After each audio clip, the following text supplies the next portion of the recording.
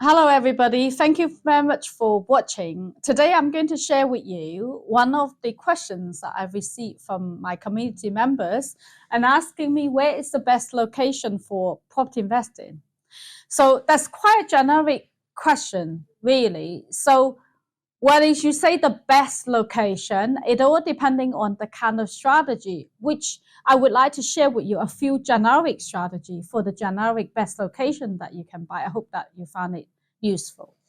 So the first strategy that I would talk about would be the single let, we call it the family let. With this particular strategy we call it the buy to let basically. Now, if you were to targeting single family, so you can buy location where basically the family will live. Now, you've got different type of location for where the family live. They might live near the council estate. The house price usually cheaper. And then you will get a better yield if you were to buy near the council estate. Or you will buy near light industrial estate where the workers will be working nearby and then their family will be living in those areas. So you then target professionals. Or you may be buying near university, hospital, cinema, where the city center normally would be.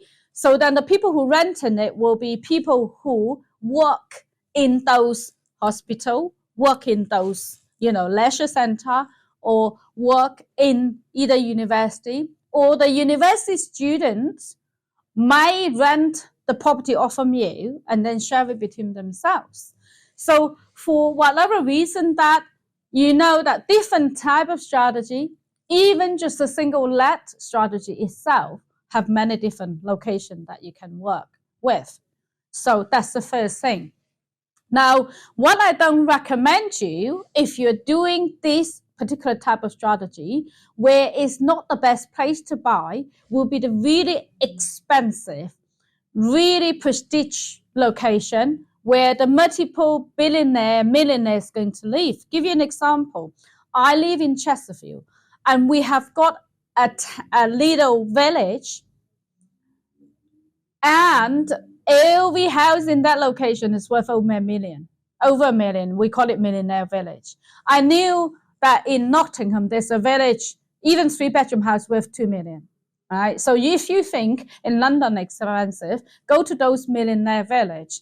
There is one in Sheffield, any little 3-bedroom house worth a couple million. So you have this very expensive location in every town and city. Any house, 3-bedroom to 4-5-bedroom worth at least $1 million and above. I would say as a property investing, maybe don't touch those type of property. They are far too expensive.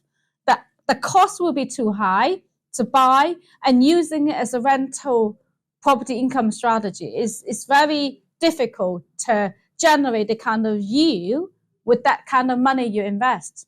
If you are billionaire yourself, you wanted to be part of those village and community, but you got money to buy as a residential home, it's fine. But I don't recommend you to put your money in buying property in those locations. The better location for a single family would be either, a council estate, which is cheaper to buy, but not a rough area, by the way. I don't recommend rough area. Or near light industrial estate, or near university, hospital, or leisure center nearby where they got quite a bit of population going on.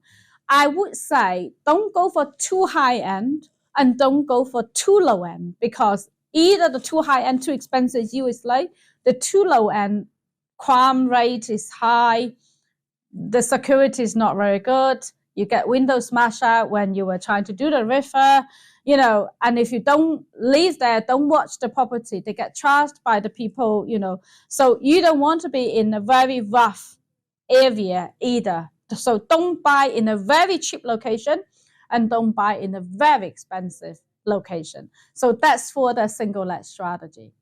The second strategy that I will share with you, we call it the share house strategy. And HMO stands for House of Multiple Occupancy.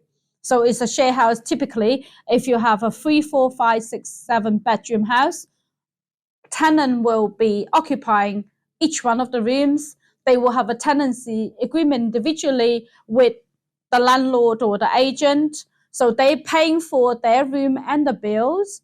And then if you've got 4 rooms, you've got 4 lot of a tenancy agreement and 4 income generating rather than one single.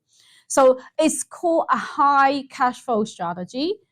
However, if you are going to implement this kind of strategy, you got to watch out a couple of things. Is that who are these people usually would like to live before you even buying that property for that purpose? So the people will be several different types. The first type you have is the low income or no income. So if they have very low income or no income, then the council more likely will pay for their rent. So we call this type of tenant DSS. Government will pay for the rent because they can't afford it. And then you'll be receiving the rent instead of themselves from the government, or we call it council. Okay, so this is one type. And if you are having this kind of property, you may want to buy it in a lot cheaper location. The second type of tenant is the people who will leave it themselves. We call it professional or work tenant. Now, these professional or work tenant, because the nature of their stay is that they have their own room, share with other people. So they are working at the moment, they got income, they can have a pool of income, they got a job, maybe a full-time or part-time job, whatever. But they haven't yet got save up enough money to buy their own property, or they were in the process of saving up, or they thought that they're looking for a partner who then later on will move in together. So for them, this is like stopgap. Unless they have got a horrible divorce that they never wanted to settle in with anybody again, they might then, rather live on their own. But for the purpose living on their own, instead of having a big house themselves, they rather want a bit of community, a bit of, social life with other tenants. They will then choose to stay in a HMO. So if you are looking for the professional kind of tenant, making sure your property will be bought in an area, decent location, decent area, quite a nice area, not too cheap, but, kind of like medium sort of level. And also you will want it for the professional tenant, a car parking space or off-road car parking. If you do not have car parking space, these people will not be moving in because they got to travel to work, they have got a car. The reason they stay here could be a temporary gap before they buy their own, or it's because they want a bit of social life. Potentially, some of these tenants might be staying with you for 5, 6 years or even more. And if the location is good, convenient enough for them, if you got a car parking space, if they got a good roommate, sharing the same house, they might potentially be quite a good lucrative kind of income for that type of strategy. So this is the work professional tenant type. The next one. If you're doing this kind of strategy, you want it to be near university. Now this strategy, we call it university student HMO. Now, they are the tenant that they themselves don't have an income to support, but the parents have, or they took out a student loan. So they can sign, they're old enough to sign a tenancy agreement. They can provide you with the income that they need. They might be able to pay you rent in sort of 12 months period for 9 months in one go. And they can take out student loan to pay for it. So financially speaking, they could be pretty good. And you will have a security of a longer period of time, at least for a year period.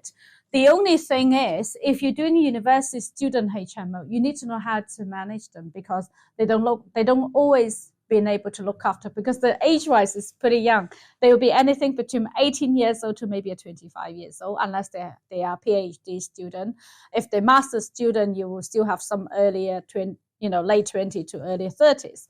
So if they're single and they wanted to fun, they go out drinking, and they might not be bothered to look after the property. So unlike the professional tenant type, these kind of tenant, they don't look after the property much, they don't clean up much, they make a mess, they run, and you will really need to have hands-on inspection, repair, maintenance, and you will find that after a year later, you do the house up very nicely for them to move in. A year later, it looked like nothing like it before. So you will need to be really good in managing student HMO if you decided you want to buy a house near student university location for them to stay in.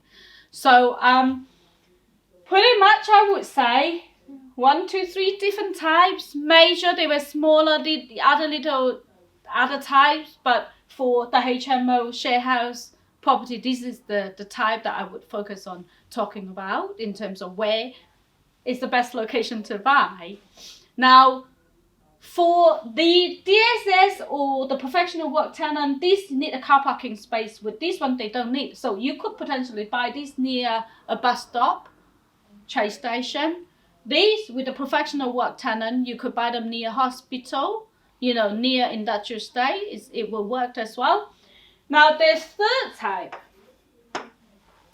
If you are aiming for a high cash flow strategy and you are thinking, why don't I change my house to a higher income, profit-driven property strategy, for example, the holiday let. Now, if you're looking to invest in a holiday let like Airbnb, you want it to have a higher income generation property strategy, this will be your first choice.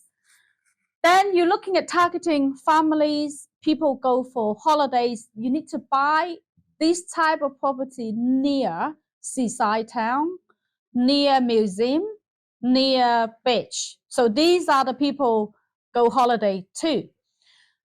However, there's other different type with a holiday let, short let we call them. It's event and festival, where you want it to really buy it near a conference center, stadium, where near hotel is, because this is where they go in for the music festival, for any football events or anything like that. So you'll be attracting quite a lot of short-term, 2, 3 days, 1 day kind of traffic if you buy near those places. Or obviously, the next thing is the resort. It could be golf place, golf parks and big buildings. Is like the resort where they a bit remote. We call it middle of nowhere, basically. So they got this kind of very famous prestige building surrounding several acres of land with wide park and forest and this kind of thing, with a castle. And you can imagine that they would already have a holiday resort nearby, but if the traffic they fully booked, then you would buy properties, village nearby, which you would then pick up the other traffic where they got events and whatever else going on. So if you're holiday let, I would say these are the main type. Now there is another type. This is the type that people often get confused what it is. We call it corporate let. Also, we call it contractors booking. We also call it company let. So what it is that this type of tenant, they are companies. They are not consumers.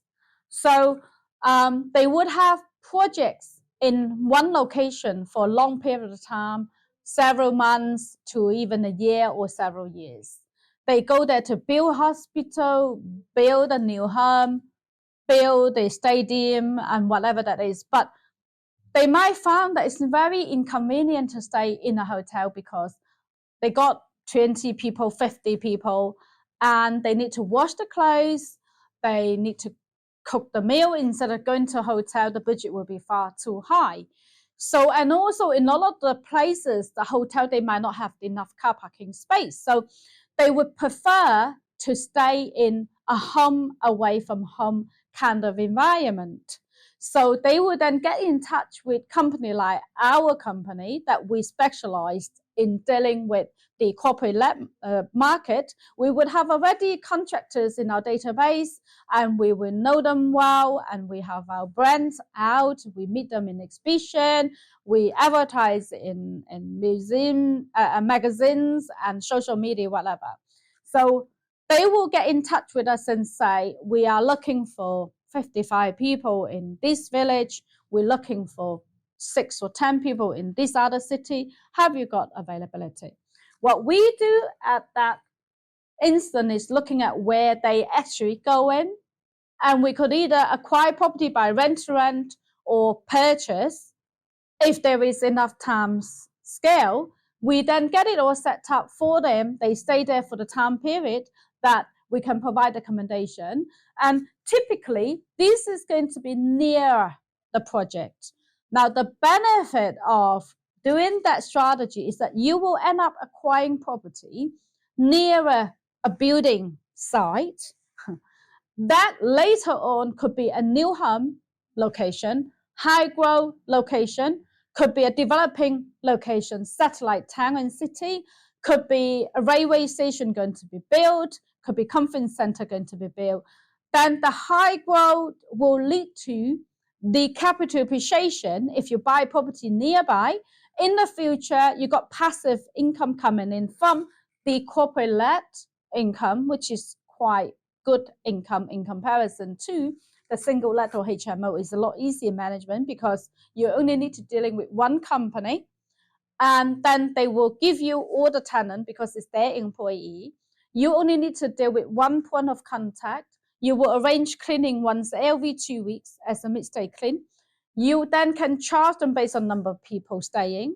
Typically, a 3-bedroom house, you may be able to charge £150 a night to, even £240 a night, depending on how many people can stay and how much that their budget is. You could be generating anything between £4,500 a month to £10,000 or even £15,000 a month from one property. They might be staying for 3 months, 6 months long, whatever term that they're staying for. As long as you've got availability for them to extend, the income will be really, really good.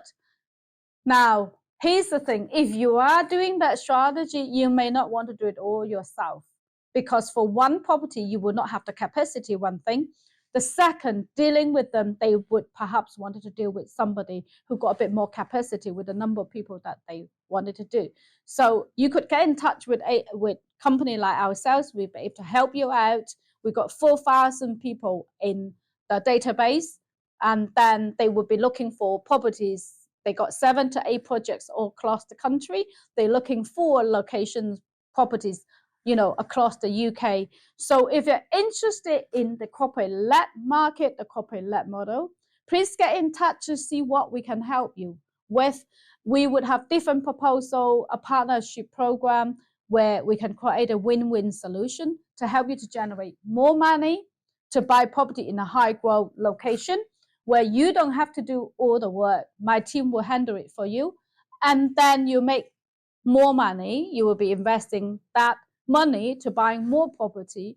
We will even give you the mentorship and teaching you all the different strategy, how you can be successful investing property with no risk, less risk with other people's money as well. I hope you find it useful. And if you wanted to know more, please get in touch. And thank you very much for watching.